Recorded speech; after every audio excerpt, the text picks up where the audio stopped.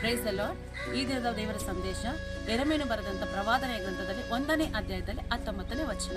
ಈ ವಾಕ್ಯ ಹೀಗೆ ಹೇಳ್ತಾ ಇದೆ, ಅವರು ನಿನಗೆ ವಿರೋಧವಾಗಿ ಯುದ್ಧ ಮಾಡುವರು, ಆದರೆ ನಿನ್ನನ್ನು ಸೋಲಿಸಲಾಗುವುದಿಲ್ಲ. ನಿನ್ನನ್ನು ಉದ್ಧರಿಸಲು ನಾನೇ ನಿನ್ನೊಂದಿಗಿರುವೆನು. ಇದು ಯೆಹೋವನಾದ ನನ್ನ ಮಾತು. ಹಲ್ಲೆಲೂಯಾ. ಈ ವಾಕ್ಯ ಎಷ್ಟು ಸ್ಪಷ್ಟವಾಗಿ ಹೇಳ್ತಾ ಇದೆ.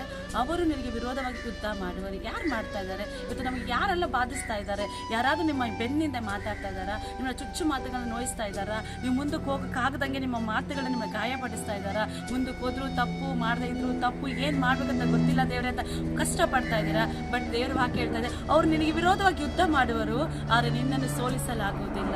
ಹಲ್ಲೆಲೂಯಾ. ಇವತ್ತು ದೇವರ ಮಕ್ಕಳಾದ ನಿಮ್ಮನ್ನು ಸೋಲಿಸಲಿಗೆ ಯಾವ ಶಕ್ತಿಗೂ ಅಧಿಕಾರ ಇಲ್ಲ, ಯಾವ ಮನುಷ್ಯರಿಂದನೂ ಆಗೋದಿಲ್ಲ. ಅವರ ಮಾತು ನಿಮ್ಮನ್ನು ಬಲಹೀನಪಡಿಸ್ಬೋದು, ಅವರ ಮಾತು ನಿಮ್ಮನ್ನು ನೋಯಿಸ್ಬೋದು. ಆದರೆ ಪರಲೋಕದ ಸೃಷ್ಟಿಯ ಕರ್ತನು ನಿನ್ನೊಂದಿಗಿದ್ದು ಆತನು ಹೇಳ್ತಾ ಇದ್ದಾನೆ, ನಾನು ನಿನ್ನೊಂದಿಗಿದ್ದು ನಿನ್ನನ್ನು ಉದ್ಧರಿಸುತ್ತೇನೆ. ಅವರು ನಿನ್ನನ್ನು ಸೋಲಿಸಕ್ಕಾಗದೇ ಇಲ್ಲ.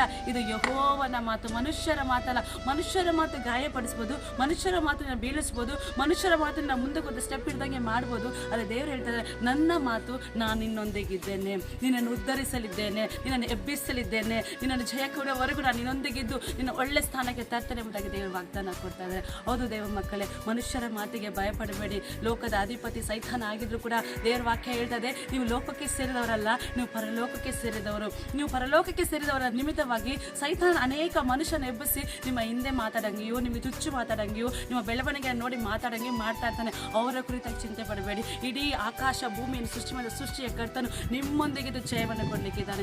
ಆತನು ನಿಮ್ಮನ್ನು ಉದ್ಧರಿಸಲಿಕ್ಕೆ ಜೊತೆಯಾಗಿದ್ದಾನೆ. ಸೊ ಆತನ ಮಾತನಿಡಿದು ನಂಬಿಕೆಯಿಂದ ಇವತ್ತು ಹೆಜ್ಜೆ ದೇವರು ನಿಮ್ಮನ್ನು ಉನ್ನತ ಸ್ಥಾನಕ್ಕೆ ತೆಗೆದುಕೊಂಡು ಹೋಗ್ತಾರೆ. ನಿಮ್ಮ ಎಲ್ಲ ಕೆಲಸದ ಜಯವನ್ನು ಕೊಡುವ ದೇವರಾಗಿದ್ದಾರೆ. ಹಲ್ಲೆಲೂಯಾ. ಅನೇಕರು ಹೀಗೆ ಸೋತು ಬಿದ್ದು ಅನೇಕ ಜಾಗದಲ್ಲಿ ಮುಂದಕ್ಕೆ ಹೋಗೋಕ್ಕೂ ಆಗದೆ ಕಷ್ಟಪಡ್ತಾರೆ. ನಿಮಗೆ ದೇವರು ಹೇಳ್ತಾ ಇದ್ದಾರೆ, ಭಯಪಡಬೇಡ.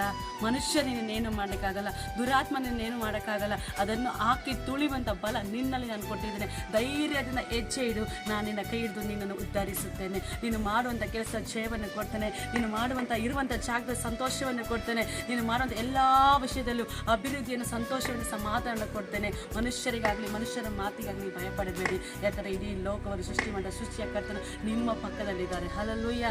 ನಂಬಿಕೆಯಿಂದ ನಾವು ಹೆಜ್ಜೆ ಇಡೋಣ. ಈ ಸಮಯದಲ್ಲಿ ನಾವೆಲ್ಲರ ಕಣ್ಗಳ ಮುಚ್ಚಿ ಪ್ರಾರ್ಥನೆ ಮಾಡಿಕೊಳ್ಳೋಣ.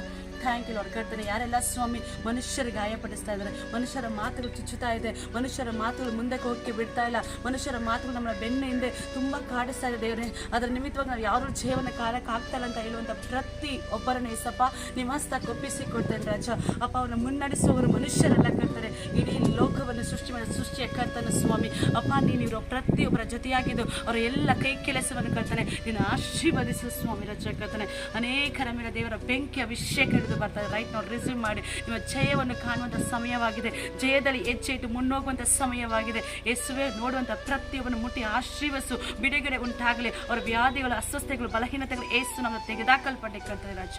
ನೀವು ಮುಟ್ಟಿದ್ದಕ್ಕಾಗಿ ಸ್ತೋತ್ರ, ಜಯ ಕೊಟ್ಟಿದ್ದಕ್ಕಾಗಿ ಸ್ತೋತ್ರ, ಅವರೊಂದಿಗೆ ನೀವು ಇರುವುದಕ್ಕಾಗಿ ಸ್ತೋತ್ರ. ಯೇಸುವಿನ ನಾಮದ ತಂದೆ ರಾಜನೇ, ಆಮೇನ್. ಹಲ್ಲೆಲೂಯಾ. ಇವತ್ತು ದೇವರು ನಿಮ್ಮ ಮುಂದೆಗಿದ್ದಾರೆ. ಭಯ